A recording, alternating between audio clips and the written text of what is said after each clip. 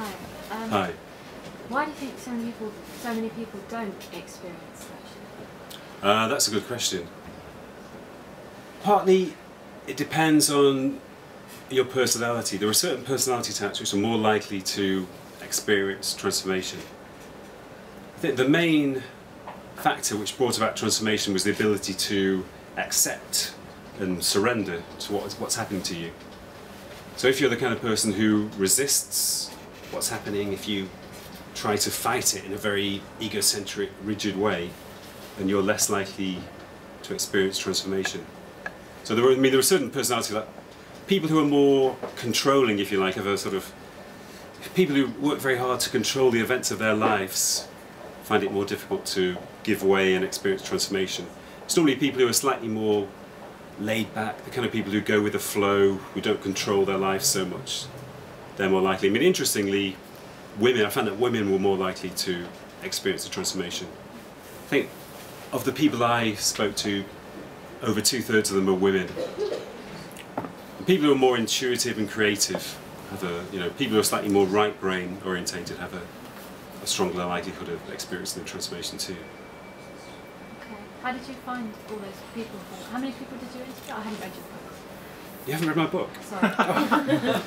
It's easy to remedy. How dare you? No.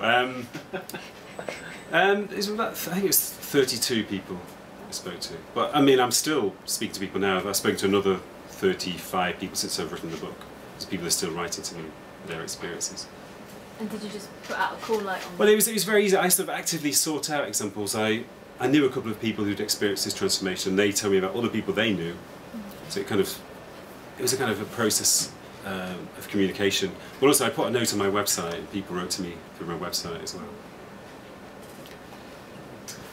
I just wondered how you are thinking about the way things are developing around us, outside of ourselves, in society.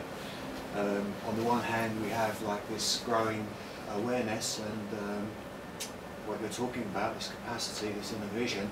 On the other hand, we seem to have at the same time a rise of fear and an intensification of that side of things at the same time as we move forward historically.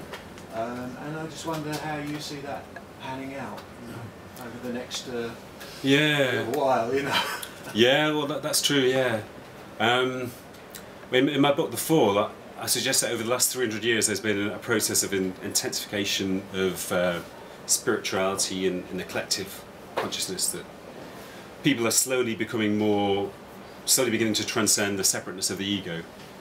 And I think that process is definitely occurring, especially over the last few decades, with a sudden intensification of interest in spirituality and personal development, and a sense of reconnection to nature, an empathic sense of compassion with other people and other creatures, other beings. But as you say, there's also these opposing developments where things seem to be becoming more negative. But yeah, I mean, I think one way of looking at it is there's a philosopher called Jean Gebser, who I think there was an article that might have been a recent issue of Enlighten Next. But he was a philosopher who mapped out different stages of human evolution, and he also believed that we're fairly close to a new level of evolution, moving towards a higher level of consciousness, which he called integral consciousness. And he believed that before each new phase of consciousness begins, the characteristics of the previous stage become more rigid, they become more intense and more rigid, almost as if it's opposing the new development. It senses that it's being threatened, and therefore it becomes more ossified and more rigid. So that's one possible way of looking at the negative developments that are happening at the moment. Gebser. Yeah. He's a very interesting philosopher, but he's very difficult to read. Like many philosophers. So it's probably best to find a book about him rather than one of his own books. Just wondering how you define spiritual awakening or enlightenment. That's a good question. Well, a good place to begin is to look at spiritual experiences, or awakening experiences I call them. And they have certain characteristics. Awakening experiences bring about a sense of heightened awareness, so the world becomes more real, more beautiful.